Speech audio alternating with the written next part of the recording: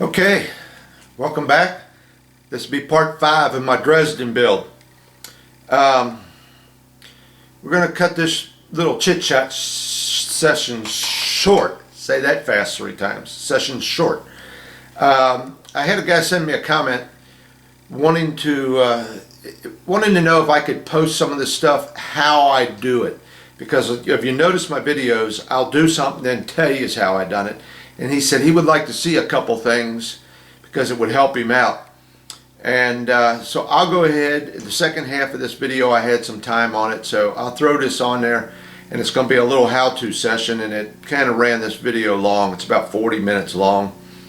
So, and that's really one of the reasons why I don't show a lot of stuff, because it does eat up a lot of video, and I'll talk about that later in the video.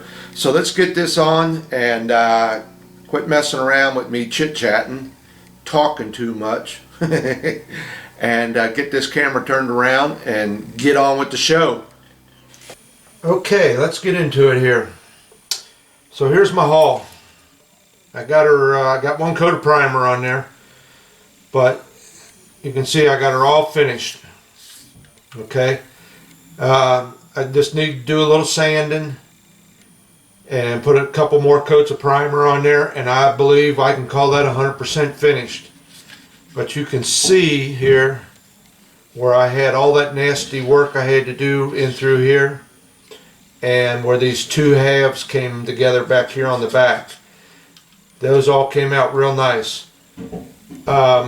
I had to go along and rescribe some of these lines back here because I had that seam here and I had to fill it in. Well, I lost a line, so I had to rescribe some of these lines, and I think I'm going to go ahead and go through and do a whole bunch of these, rescribe some of them.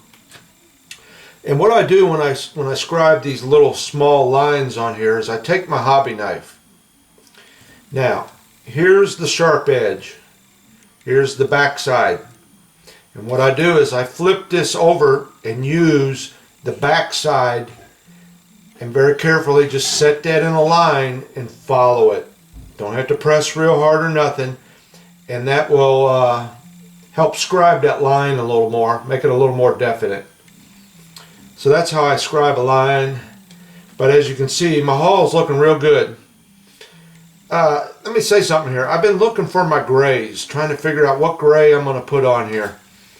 And what I do is I've got a bunch of them from when I did the Arizona, trying to find a gray for that.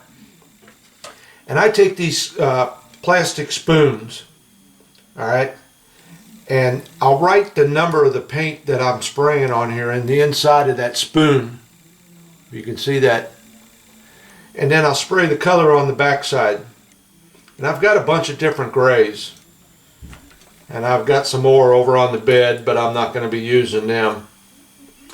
And I was just looking, trying to figure out, if I had any that might work.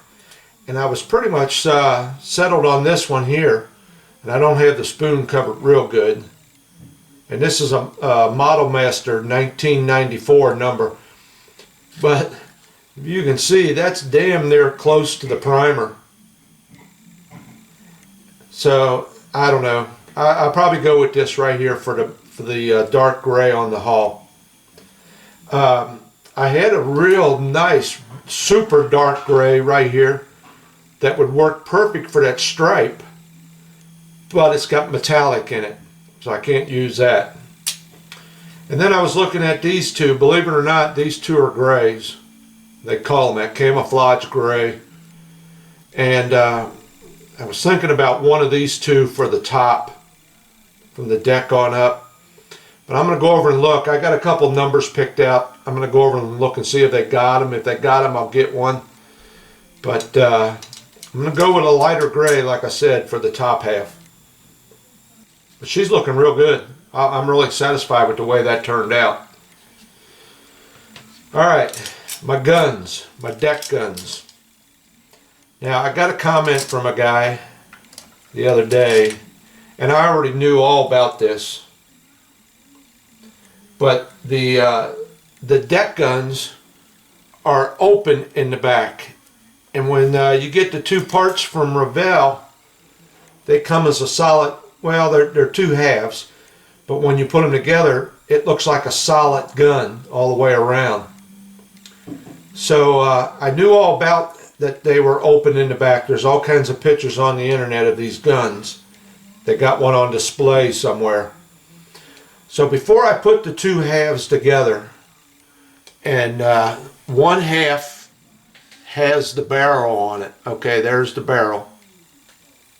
So before I put the two halves together, I took my knife and I sat there and cut out the back side of them. All right. Now, let me show you one here that isn't quite primered yet. Now, I'm a step ahead of you here, but there's the back side of them open. Okay, I opened them up. Once I glued the two halves together, I trimmed in there a little bit more to make everything even. And then I glued them together, you know, trimmed them up a little more. And then what I've done, and you're seeing pretty much a finished product right there. But I noticed in the pictures that the breech stuck out just a little bit further than the rear of the housing, if you want to call it that. So the breech of the gun, if you can see it in there, let me get it down here, sticks out just a little bit further than that gun, the housing there, the shielding, I should say. All right. So what I done was I had some styrene tube or rod, they call it, right there. And that is just a hair bigger than the barrel is, in which it should be, because back there in the breech area, that part of the gun's going to be a little bit bigger than the barrel, because you got the shell casing is bigger. So what I done was I took that rod, cut about a 6mm piece, and then I had these little bitty small beads that I had bought from the hobby store. And I used those on the Arizona. So if anybody goes back and looks at the Arizona, I got them little beads on the rear of the ship back there. And that styrene rod fit right inside that little bead. And all I'm trying to do here is trick the eye.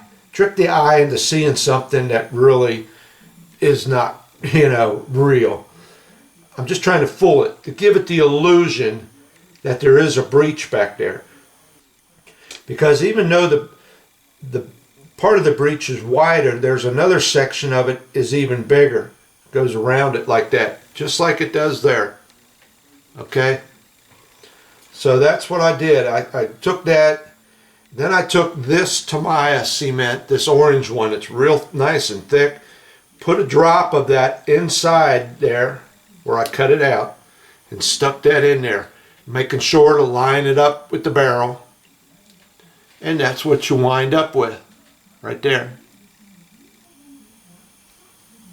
Okay, like I said, I'm just trying to trick the eye, give a little bit of definition and stuff. You could go crazy trying to find little bitty pieces to put on there for handles and levers, but yeah, it's just so small it's not worth it. But that little bead on there gives the illusion of the breech being back there. And I think that's going to work out just fine. Here's one I already primered so I could see what it looked like. And actually, you hardly even see that little bead. That's how small all this stuff is. But that worked out pretty good. I'm really happy with that. Okay. So there's my guns. I get the rest of them primered up and I'll have them done.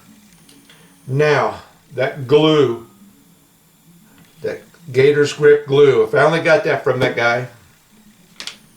Here it is. And this is the thin blend. He said this was an accident. He had ordered some stuff from a company to make up his batch of glue, and apparently they sent him the wrong stuff, and it wound up turning the glue, making it thinner, and he says this is just as good, if not better, than the other one.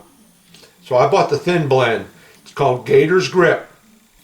Okay, so let me open this. I told you when I watched his video, it had the consistency and it looked like Elmer's glue. And I think that bottle's filled up to about right around there. And you can't really see it in there. A minute ago you could because it was a bubble up there. But it looks just like Elmer's glue. It has the same consistency and everything. No smell. There is no smell at all to this stuff, and it's non-toxic.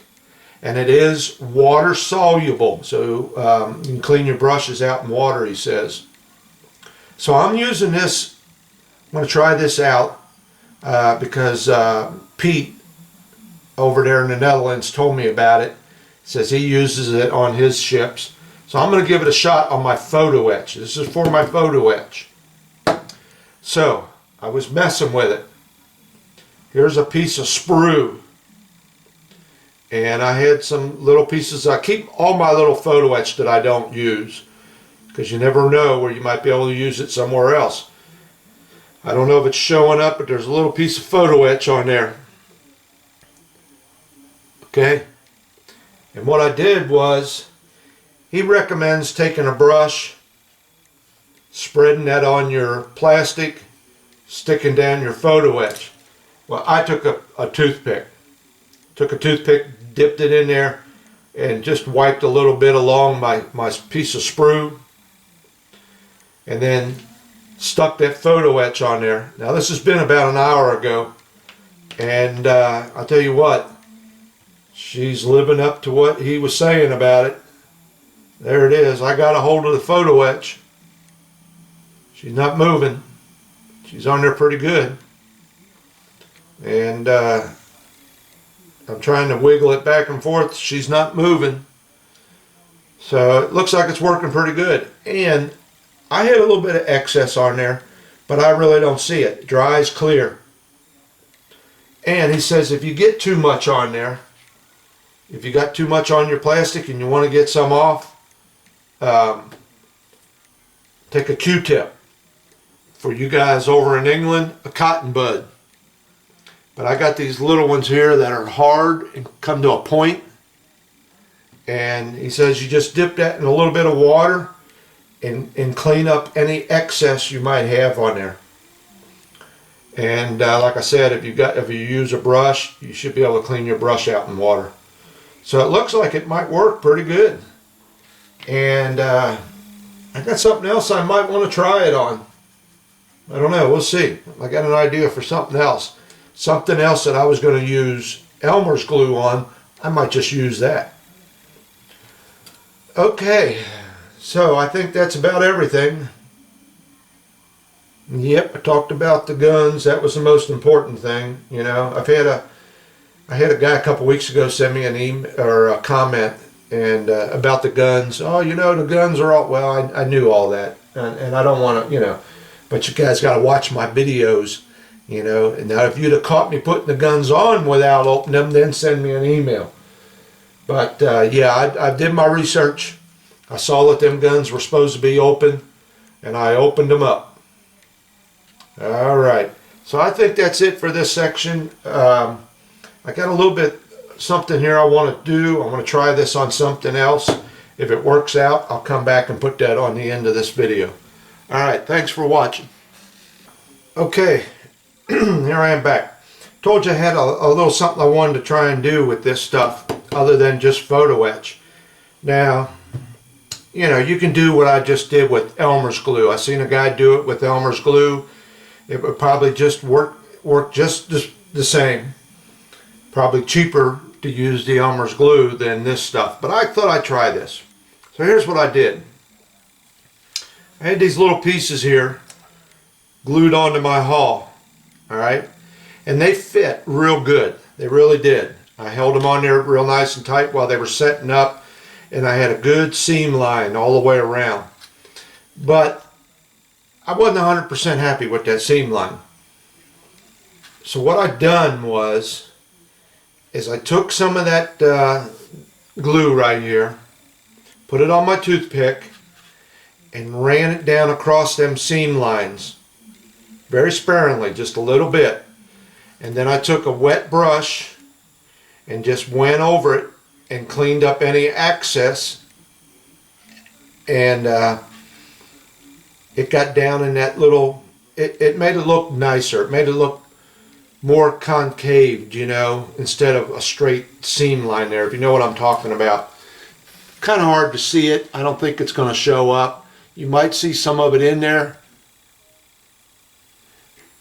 but that'll fill up any small little gaps you might have. This one little spot here, there's a couple pieces where the glue came out, and you know, I might need to work on that, but it's underneath.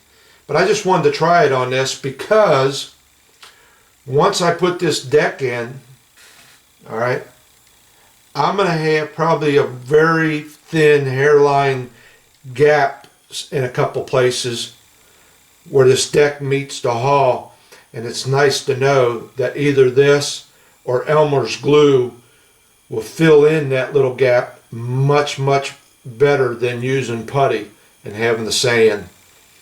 So you just take a little bit of it sparingly, run it down along a seam, clean it up with water on a brush or a Q-tip or a cotton bud, and it should take care of that problem. So it seems to be working real good right here. Filled that in real nice and neat. Alright, so that's just another little tip. And it does, it is water soluble. I've been cleaning my brush out with water, and I dip, you know, just clean my brush real good, get it dried off real good, and then just wipe up the excess. Okay, that's enough for today. Okay, here I am. This is about almost a week later than what the first part of this video was, but I had some, the first part was only about 15 minutes long, so I figured, well, I got some space here, I'll throw this in.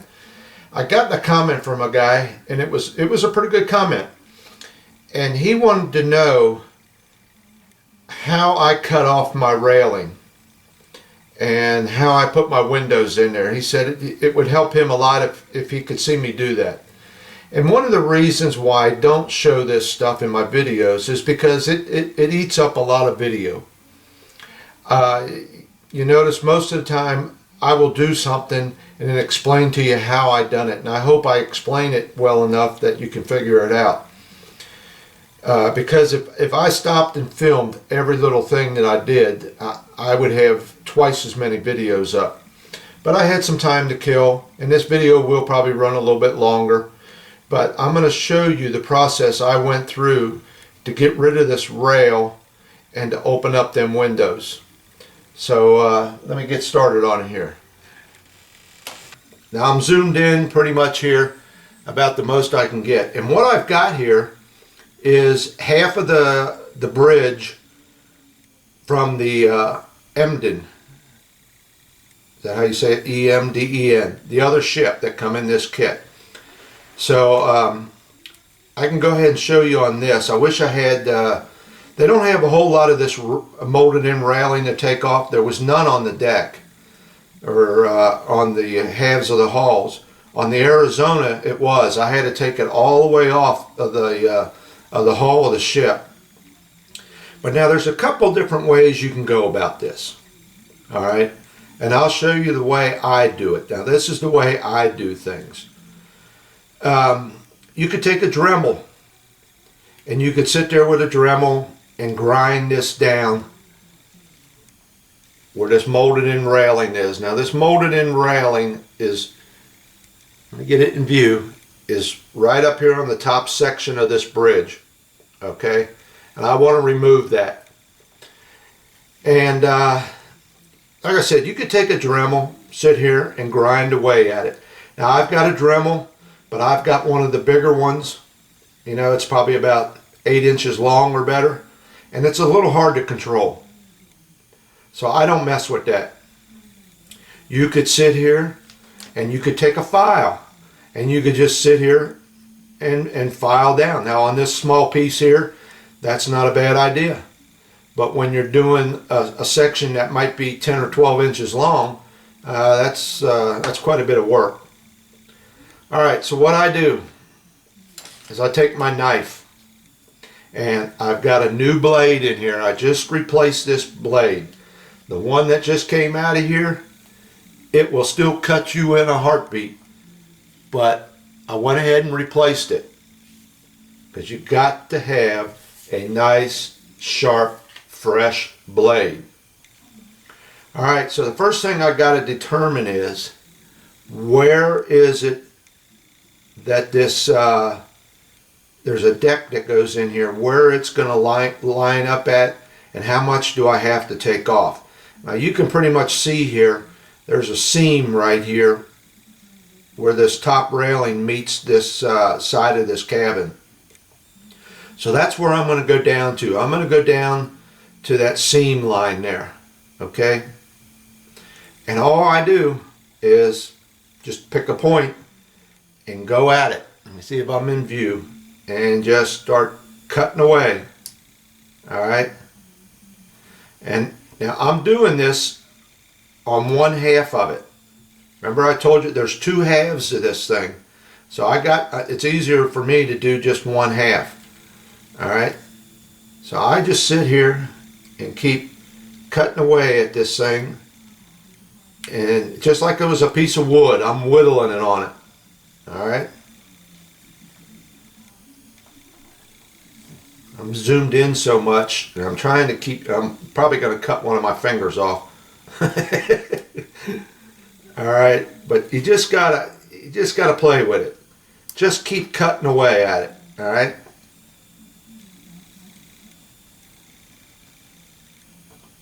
Keep shaving away. Get it down pretty close to where you want to be. Now, in reality, I would have this up closer to me with my spectacles on, and I could, hold it up closer to my face and see what I'm doing. But it's kind of hard holding it down here trying to show you. But you just sit here and keep whittling away at this until you get it real close to where you want to be. All right? So I'm going to break away here for a second and get this to where it needs to be. All right, so this is a few minutes later because I had to put my spectacles on, and like I said, I can bring it up close to my face, and just like I said, like you were whittling, you just pull that knife along, and I get it down to about, and I know it's not going to show up, that is within probably 1/2 millimeter or so of where I want it to finish up at. All right, so now it's kind of rough looking, kind of nasty, it's not all smoothed out. Now I will take one of my sanding sticks, and since this part's so small, I got this one here, and I will just sit here with my spectacles on, which I don't have them on right now, so I can't see, but I am just taking and filing this down till I get to that line that I want, okay, to the point where I know that deck is going to be right there level with this. And that's pretty much it. That's if you need to cut something off, you just take your time and sit there and whittle away at it with a knife. And you do need a sharp, brand new knife. All right, now the windows. He was asking me how I do my windows. And there again, there's a bunch of different ways that I've seen guys do windows. But basically, it comes down to a drill bit and your knife. All right. Now there's some little small windows in here. Okay. They go along the front. And I showed them, I think, on one of my other videos. Little windows that go along the front there. There's a small door right here. Small door right here, and there's 2 windows in there. And I've already showed you how I did, or told you how I did the little slots. But to get these windows, okay, and this goes for some other sections I had on the deck too, where I put in some other windows I showed you. Let me get it here. let me show you what I'm dealing with. All right. Here's the window. Right there. Okay. I want to remove this section of it. Now on this particular model here, I don't see it so much up here on the front, but I do see it back here on the back where this door is, and on them other sections that I did. Back here, there's like a frame. It's almost like a window frame, okay? It sits proud of the plastic a little bit. You want to stay inside of that window frame. You want to remove all this. All right? So, you've got to find the smallest drill bit you can find that will fit inside this frame. And I just pick a spot, and let's say I start down here. I will drill a hole down here near the bottom of this frame. All right. So let me put my spectacles on and get this little hole in here. All right. Now this is the smallest drill bit now, and it just fits inside that frame. Am I in view? And I know you probably ain't gonna see this too much. And I got shaky hands right now. But you want to stay inside that frame, kind of center it in a section of that window. All right. And then I'm just going to drill a hole.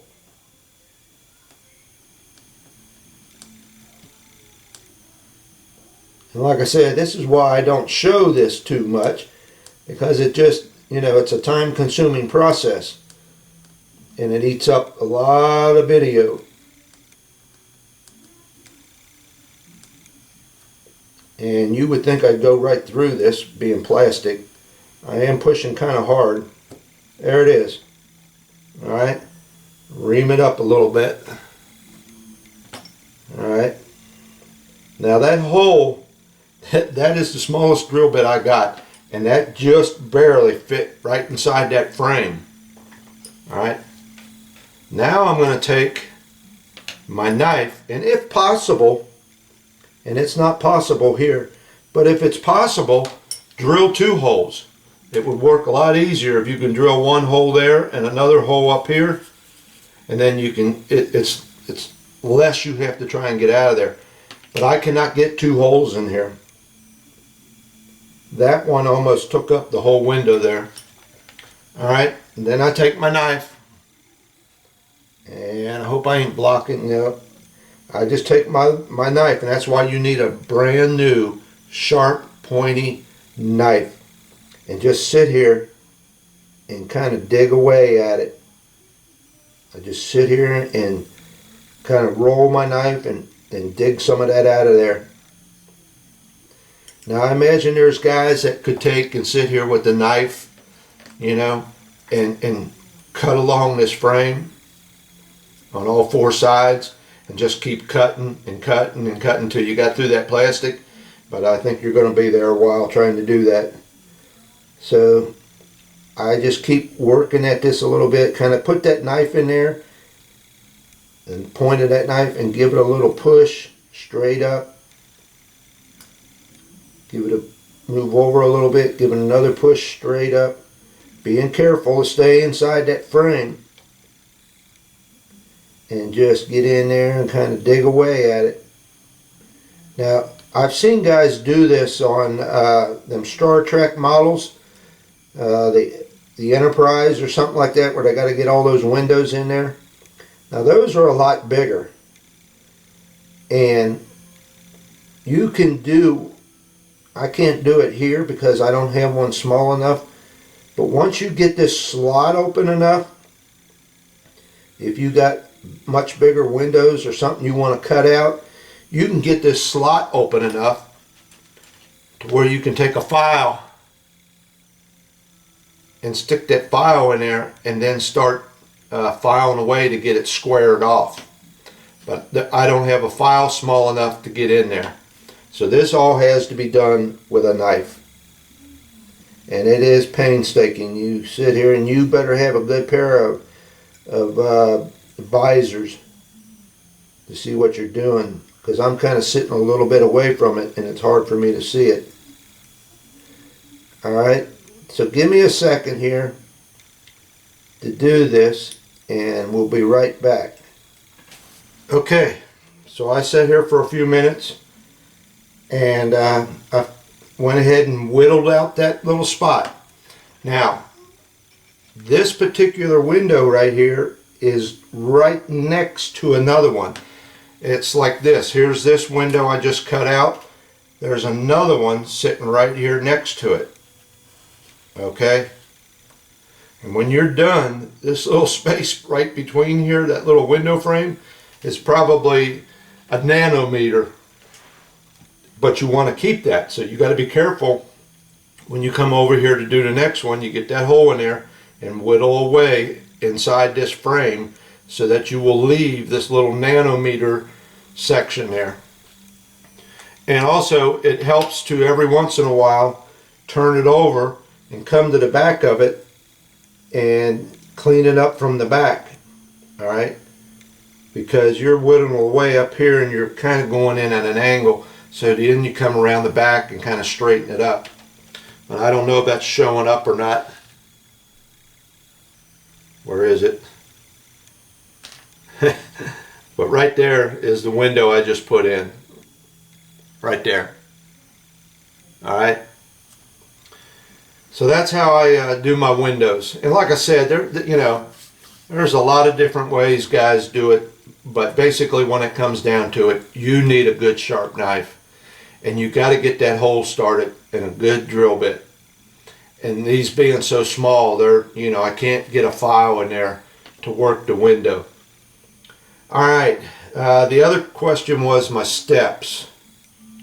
Like I said, this is the Emden, and I will probably be wiping these steps out on here too. There's 4 sets of steps here that have to come off back in here. There's 2 up here and 2 further back. And there's also, if I can get it here, a little set of steps up here in the bow on this thing here that need to come off. Alright, and I think that was all of them on here. But now, here's what I did with this one up in front. This was the easiest one. I just took my saw, okay, and since I didn't have anything else on this deck already, it was easy to get to it. And I just took my saw and just cut right down. Make sure you keep your saw parallel to that deck. You don't want to cut into that deck. And I just cut right on down to the deck without hitting it. And then I came in with my knife this way and cut them steps off. And kind of whittled that down a little bit. When I got close enough, then I took my little sanding stick and sanded that nice and smooth and flat. Okay? Now, what do you do back here? When it comes to these steps back here, they're in this corner here. Alright? There's not a whole lot you can do but sit there with your knife and play with it. Now, I've got a box here with all kinds of attachments for my knife. And I know I'm zoomed in, but you can see the different blades I got. Okay? You take whatever you need to get the job done. I was hoping that I could take this one right here. Let me get my pointer. This one right here. It's flat across the top. And use that to shave down in there. Well, the problem was it would not fit in here. It wouldn't fit in this space here. So the only thing I could do, and I'm not going to go through all this process here because it's pretty much the same, is just take my knife and just painstakingly sit here and start whittling away at them steps. I got off as much as I could that way, and then I took, whatever other kind of blade I could get and tried to come in from this way, okay? and then maybe you have to take the knife and cut into it like this, okay, you know, up or down, to get it over against this wall. And the same way up here, get against that wall. You just have to sit there and painstakingly cut them out of there. That's the only thing I can tell you. You know, you might be able to take a Dremel and get down in there, and if you've got a real steady hands and a smaller Dremel than what I got, yeah, that would probably work pretty good. But I don't have that luxury. So once I got down as far as I could and shaved as much as I could, you know, with the knife, then I came in with my little sanding stick here, and the best I could, just got in there and sanded it on both sides of that wall and a little bit on that floor. I wasn't so much worried about the deck. I wanted to get it smooth, but I wasn't worried about wiping out that detail because I put that wooden deck on here. So that, you know, that's basically all it is to it. You know, my anchor up here, that molded in anchor that they got, that is just barely on there. And I just sat here with my knife and just scraped across it, you know. And then when I was done, I took my sanding stick and smoothed it out. But, you know, for any kind of hole you need to put in a ship. I know when I did my Arizona, all the portholes, I forget what it was, 250 of them, all the portholes had to be drilled out. Luckily, you just find the right size drill bit of the porthole and just drill a hole in it. But then you got to come from behind and clean up all that little burr that comes, you know, as you're drilling a hole. You'll see it on the inside. You got to clean that up. So you got to work from both sides basically. But you know, I think that's about it. That's the best I can show you how I did that. But like I said, you know, when them guys are doing them Star Trek models, they got some big windows to put in, and you can get your hole started and then get your file in there, and it works so much easier. I can't do that. So you just got to take your time and nice sharp blade. I cannot say that enough. You need a sharp blade, and you need some patience. I think I drilled or cut out about, probably close to 30 windows on this whole thing. I can't remember. It was 25 or 30, something like that I got out, because I also had to cut out all the ones up here in the front of the bridge. And those are some small, you know, like I said, that drill bit, smallest one I got, just fits in there. You don't want to go too big because then you're going to have your windows looking funny. So you want to stay within that rectangle, whatever it is they got there.